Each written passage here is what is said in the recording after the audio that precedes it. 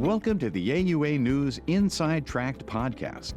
Today's Inside Tract podcast is part of the Voices series, which is brought to you by the Diversity, Equity, and Inclusion Committee. Here we'll be joined in conversation with committee members, AUA members, and urologists from around the world to discuss how to build a strong, vibrant, and diverse urological community. Thank you for listening to Voices. I'm Dr. Kymora Scotland. I'm the Assistant Professor and Director of Endourology Research at UCLA Health. And I'm a recent recipient as well of the AUA's Humanitarian Grant Program. My research is focused on kidney stone pathogenesis, but I also spend a lot of my time working on humanitarian projects, and I do have some humanitarian research where we're focused on two things. One being the delivery of care and ways to make that more easy for the folks who are providing care in low and middle income countries. And the other, finding ways of providing simulation experience and remote training experience for folks who are trying to learn endourologic techniques. I'm happy to join you with Dr. Metzler, who's a urologist at OHSU Healthcare and a 2022 recipient of the Humanitarian Grant Program. Today, we're discussing our humanitarian projects and why doing work like this is so important. Dr. Metzler, thank you for joining us.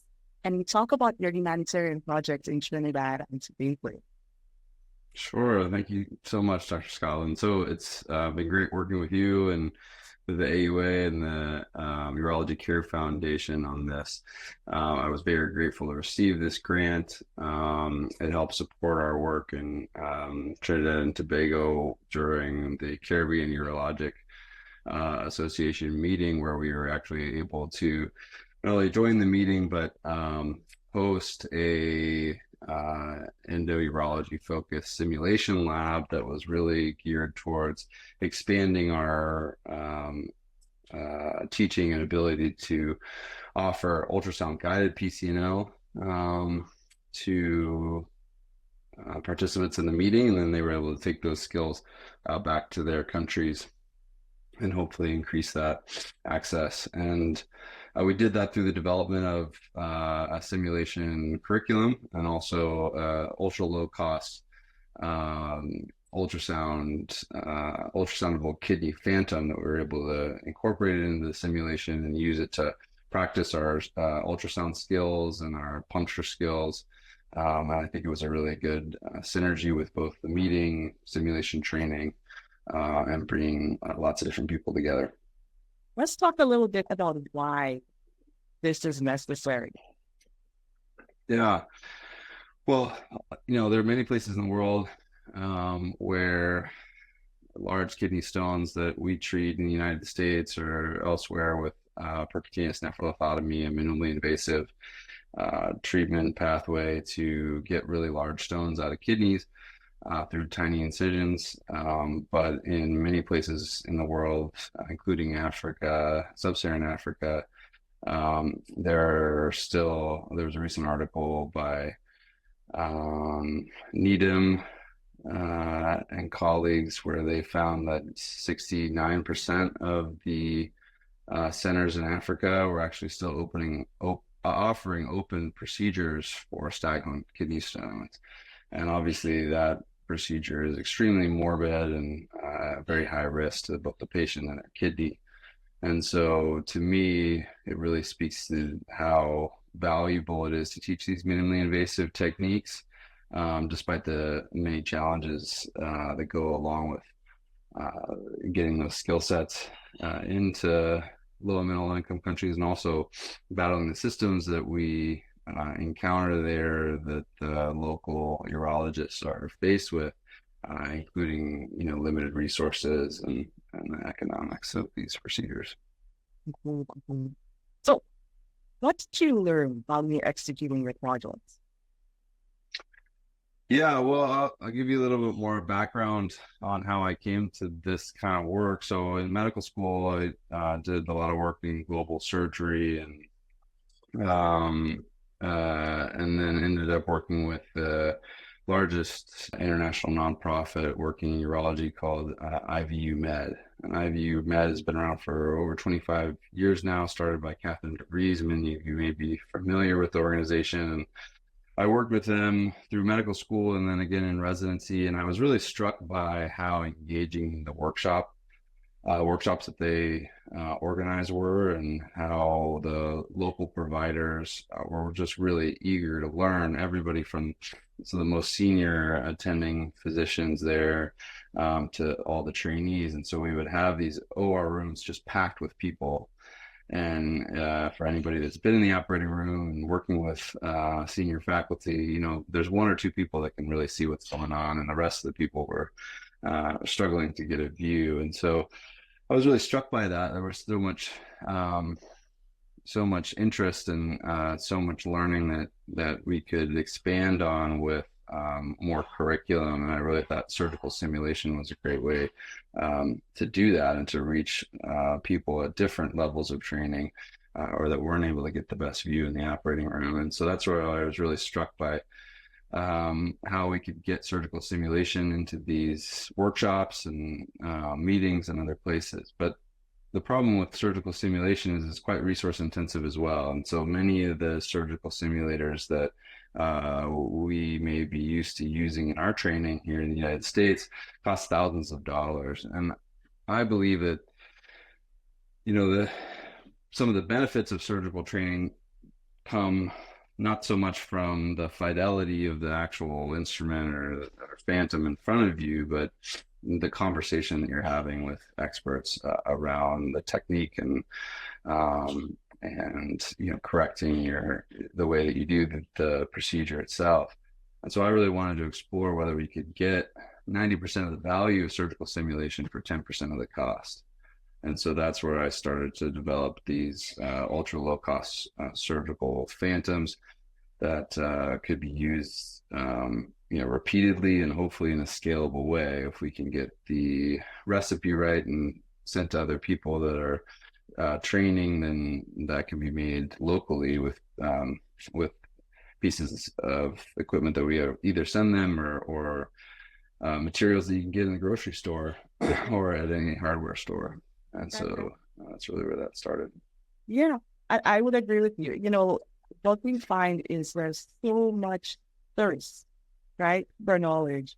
And what we can do with one or two people is unfortunately not enough. So getting these, first of all, if you get a simulator down to, the Caribbean or to, Ghana or something like that, that in and of itself can be a feat of incredible difficulty.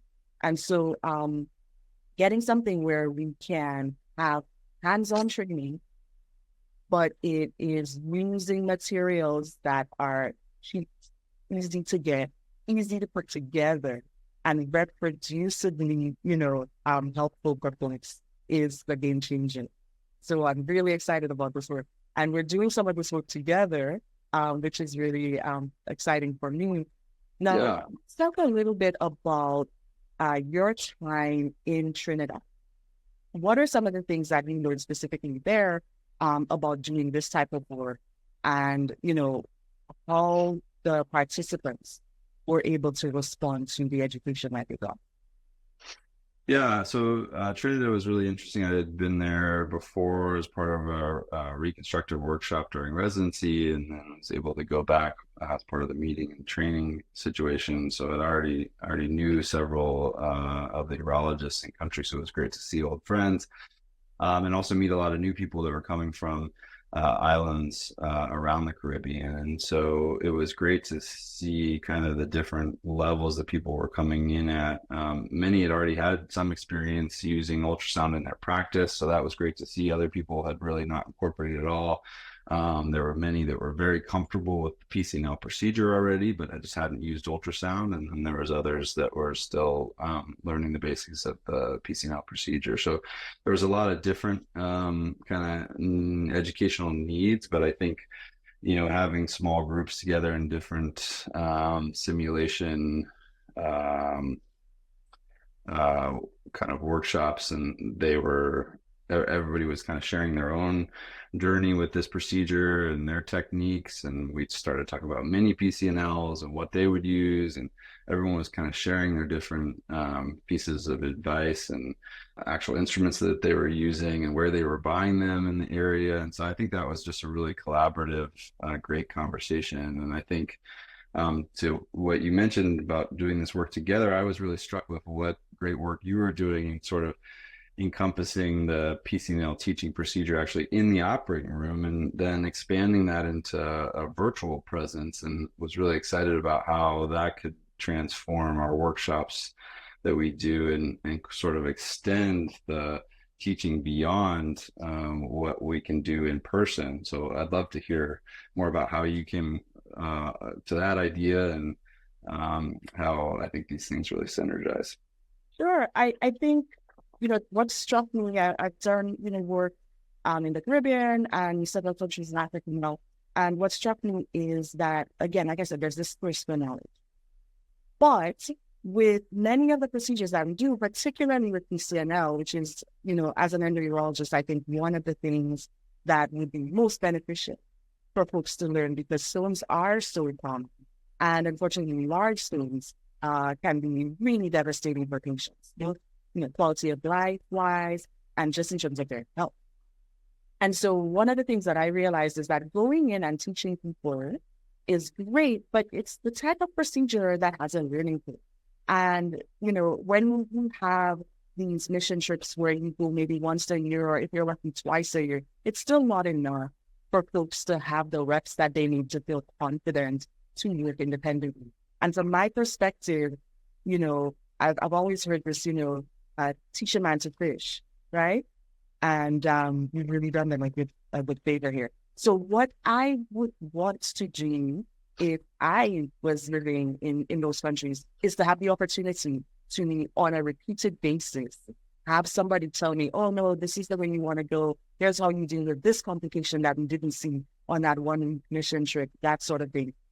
And so after teaching folks for a while, you realize that you get back to them and they're just a little bit beyond what you taught them because they didn't have that separate. So what happened actually is that COVID led the way for us, because we had been doing this sort of work and then COVID shut everything down, and there were still patients who needed help. So we were able to talk to multiple companies who were coming out at the same time with these setups where you could work remotely. And so what we would do is we would work with folks we had already gone with and worked with in person and taught them, ultrasound guided and some fluoroscopy guided PCNL. I should take a minute here just to say the reason why I'm such a fan of ultrasound guided PCNL is because in many countries of the world, CRMs are not available to urologists. They may potentially be available in the hospital, but they tend to be, the purview of the orthopedic surgeons. And there's always a fight going on, and there's always a conversation that needs to be had when the urologists need the CRMs. And that's if the CRMs are working. A lot of times they're not working. In the US and in Western countries, if a CRM breaks down, there's a tech we can call. That is not the case in, Malawi, for instance.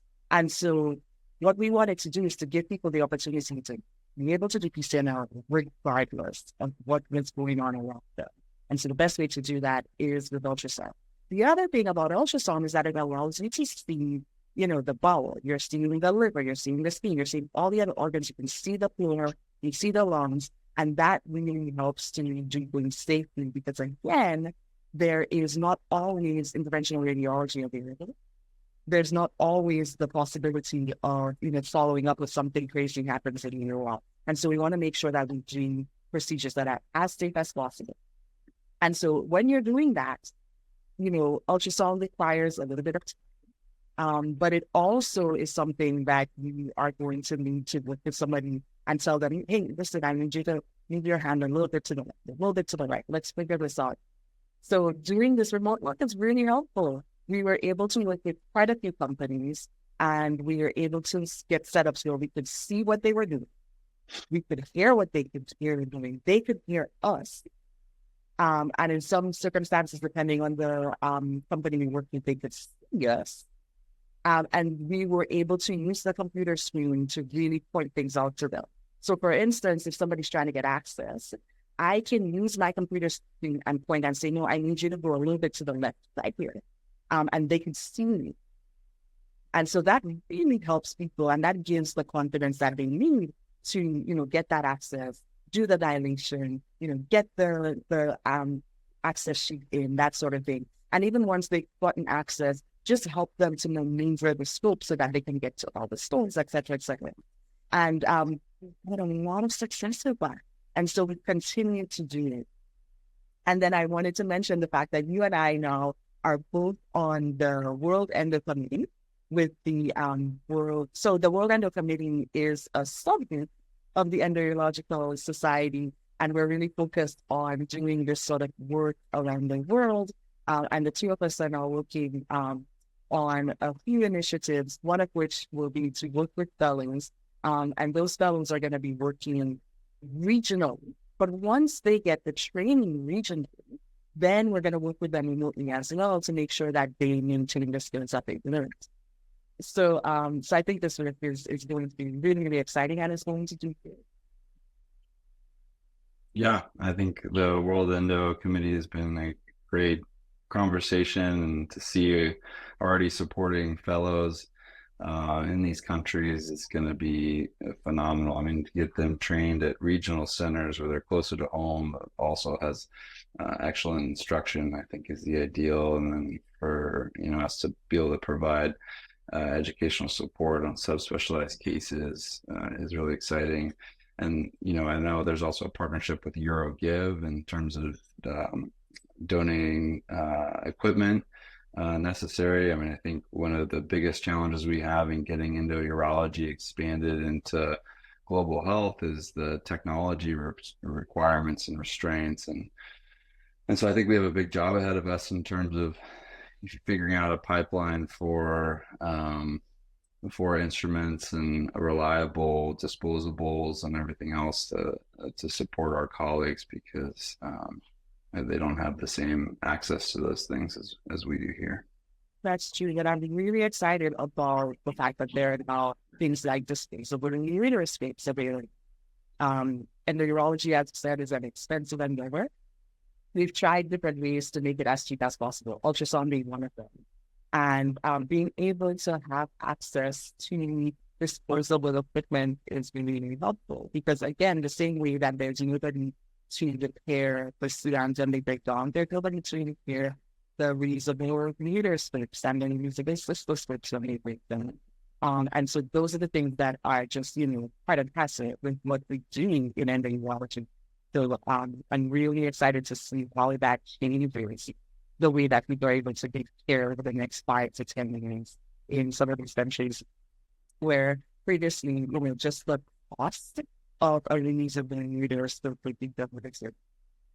Now, let me ask you just one last question before we close off. But what are some challenges that you encountered in the work that you've been doing?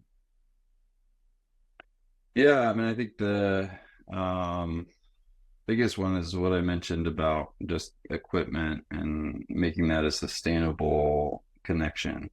I think it's, still relatively straightforward to do these workshops, weekly, a week-long basis, but really continuing that continuity is a big part of it. I want kind of the tail of that educational relationship to continue to support the surgeons when they're just kind of doing it for the first time on their own. We all may have had that experience when we were just starting out after training, where the training wheels have just come off, and taking that leap to really do a case like this on your own is a challenge. And so being able to use technology like you have to continue that support, I think, is a great way to bolster that confidence. But I think, the other challenges is funding. The Urology Care Foundation has done a great job starting these grants.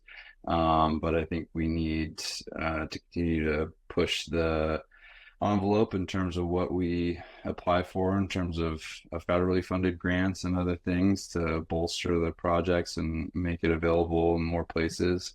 And I think, finding the time between a busy practice and education and family here is always a challenge in doing this type of work, but it's so rewarding. And I look forward to the day where my kids are old enough to come with me on trips. But I'm excited as well. We're both headed to Johannesburg, South Africa, to repeat, hopefully, our successes with doing surgical simulation training. So I'm really excited to see you there and work on this together and make a lot more connections in that part of Africa, and hopefully branch out with additional workshops and trainings. Absolutely. And so for those people who think that this is something you might be interested in doing, absolutely. There is nothing better. Obviously, we all signed up to be doctors because we want to help people. So there's nothing better than helping people. Otherwise, we'd not be able to do the things that we've taught them. But I would say if you're interested in doing this kind of work, there are a few options that are probably best once you're starting. One is to not do things on your own. So join a group. IBU-Med does really wonderful work. There's a lot of work that we at the World Endo Committee can actually guide you with. There are lots of trips that we do and that we support, and partnerships that we have with folks around the world, so that the type of work that is done is sustainable. Okay, that they're really trying to get away from these one-off trips where you go for a week or so and there's no continuity of care.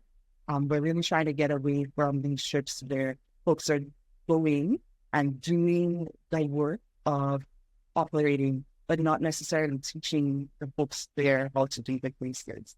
We have to make it so that these things continue when being read. So, feel free to contact us. Feel free to contact the Endourology Society, contact the Urology Care Foundation if these are interesting for you.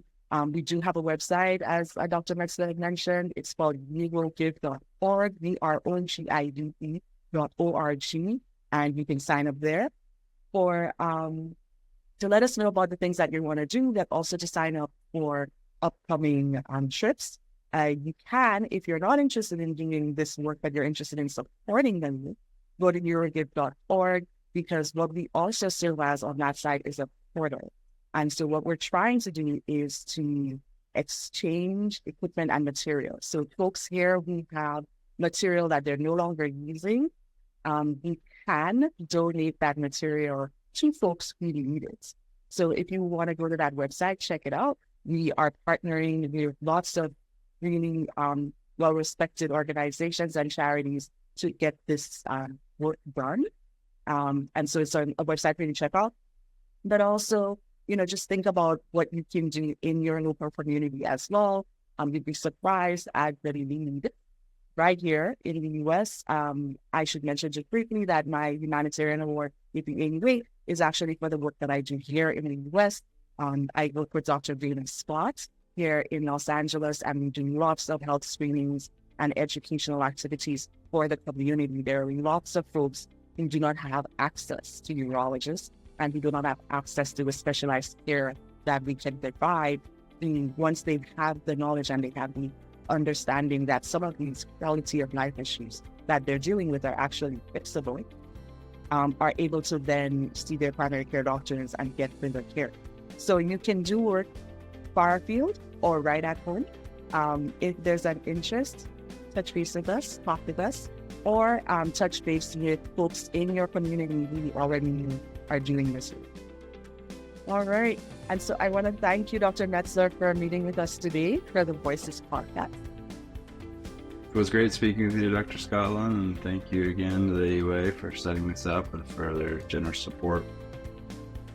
This has been Voices, an AUANews Inside Tract podcast, and is brought to you by the Diversity, Equity, and Inclusion Committee. For more information about the AUA's diversity, equity, and inclusion efforts, visit auanet.org/diversity.